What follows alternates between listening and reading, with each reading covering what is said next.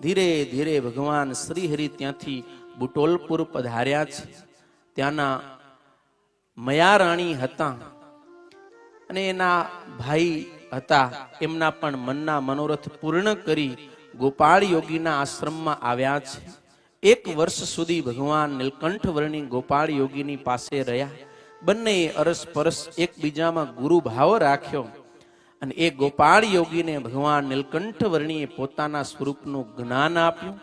એ ગોપાળ યોગી અંત સમયે નીલકંઠ વર્ણીને વિશે પોતાના મનની વૃત્તિ સ્થિર કરી આલોકને છોડી અને ભગવાનના ધામને પામ્યા છે. નીલકંઠ વર્ણીએ પોતાના હાથે એ ગોપાળ યોગીની ઉત્તર ક્રિયા કરેલી છે. ત્યાંથી પોતાની જનકલ્યાણની યાત્રાને આગળ વધારતા વધારતા ભગવાન નીલકંઠ વર્ણી કાઠમંડુ આવ્યા છે. એ કાઠમંડુના રાજા હતા રણ બહાદુર સિંહ. એ પોતે એ વખતે ગાદી પર વિદ્યમાન હતા અને એમને કંઈક પેટનું દર્દ થયેલું.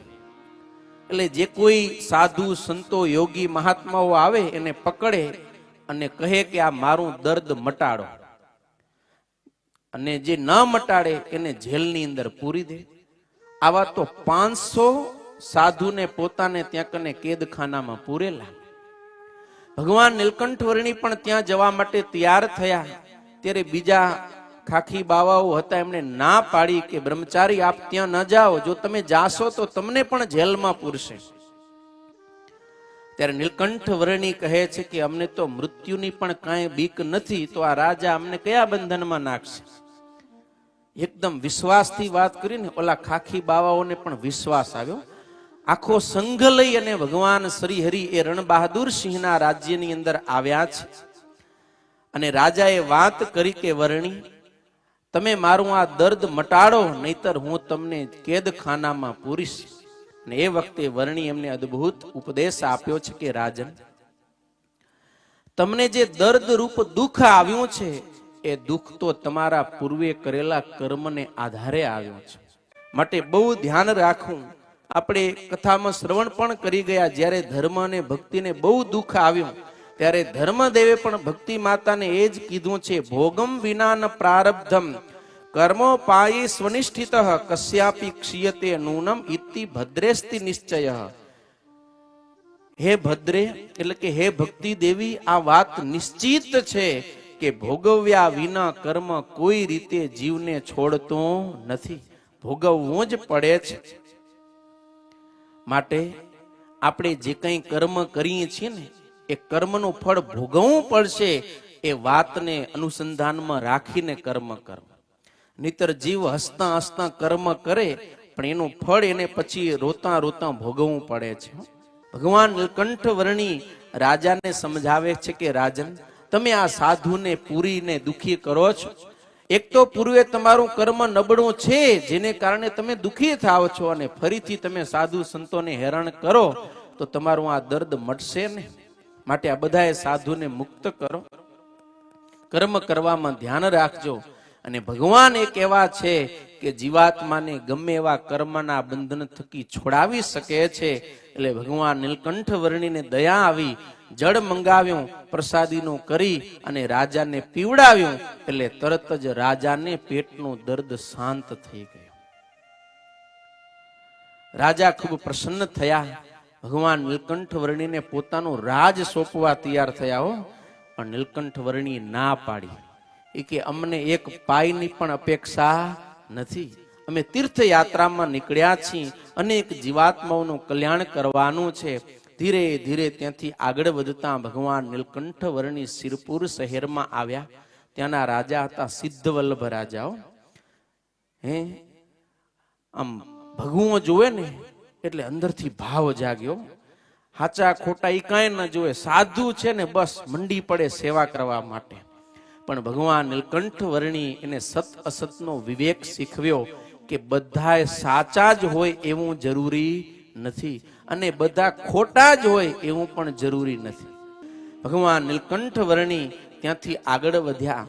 પીબેક મળ્યો, એને પરાજય કરીને પોતાને શરણે લીધો. ત્યાંથી આગળ ચાલતા નવલખા પર્વત પર 9 લાખ યોગીઓ ભગવાનના દર્શનની રાહ જોઈને તપ કરતા હતા. આકાશવાણી કીધું કે સ્વયં પૂર્ણ પુરુષોત્તમ ભગવાન પધારી રહ્યા છે. 9 લાખ યોગીઓને અંતરમાં ખૂબ આનંદ થયો અને સૌ કોઈ ભગવાનને ભેટવા ઈચ્છ્યા. હવે 9 લાખ યોગી અને નીલકંઠ વર્ણી એકલા બધાને આમ ભેટવા જાય, બાથમાં ઘાલીને કેટલો સમય ખપે? કમસે કમ 30 સેકન્ડ તો ભેટે ને એક જણાને, હાફ મિનિટ, એમ 30 સેકન્ડ. તોય તમે વિચાર કરી લો. એટલે નીલકંઠ વર્ણી ભગવાન સ્વયં એકી સાથે 9 લાખ રૂપ ધારણ કરી અને એક જ સમયે એકી સાથે બધા યોગીઓને બાથમાં ઘાલીને ભેટ્યા છે. એમના તપની સમાપ્તિ કરાવી ભગવાન નીલકંઠ વર્ણી ત્યાંથી આગળ ચાલતા વેંકટાદ્રીથી કાંચીપુરમ જતા હતા. રસ્તામાં સેવકરામ નામનો સાધુ મળ્યો. મહારાજે વચનામૃતની અંદર આ પ્રસંગ પોતાના મુખે વર્ણવ્યો છે. ભાગવતનો ભણેલો હતો, 1000 સોનામોહર એની પાસે હતી, પણ ચાકરીનો કરનારો કોઈ નતું તો રડવા લાગ્યો.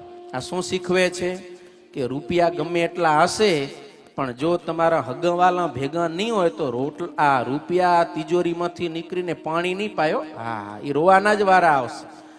સંપત્તિ ન સાચવો પણ સંબંધ સાચવો. પરિવારની સાથે, ભાઈઓની સાથે, સમાજની સાથે તમારા સંબંધ સારા હશે તો પૈસો તો સમાજ આપશે, સગા સંબંધી આપશે, પણ માત્ર પૈસા પાછળ પડી પડીને બધાયથી સંબંધ જો બગાડ્યા તો ખાલી પૈસો છે ને કાંઈ કામ નહીં આવે. માટે સંપત્તિ કરતા સંબંધ બહુ મહત્વનો છે.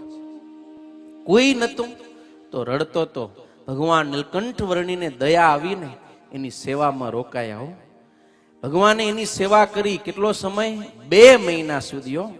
પણ એ કેવો હતો? કૃતજ્ઞ હતો. ભગવાન સેવા કરે એના માટે એક હાથ ઊંચી કેળના પત્તાની પથારી કરે અને પાછું એને શું થયેલું? લોહીખંડ પેટ બેસણો. અત્યારની ભાષામાં કી તો પાઇલ્સ, હરસ મસાયા. એટલે પથારી બગડી જાય, લોહી નીકળે, પથારી બગડી જાય. રોજ પથારી નવી કરી દેવાની, રોજ નવી કરી દેવાની. 2 મહિના સુધી સેવા કરી. એના મળમૂત્રના ધોતિયા ઈ ભગવાન નીલકંઠ વર્ણી ધોતા. એના માટે રસોઈ કરે.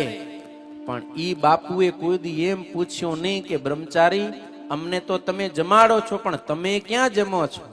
હે, તમે તમારી રસોઈ અમારા ભેગે કરીને જમો, એમ એક વખત પણ પૂછ્યું નહીં.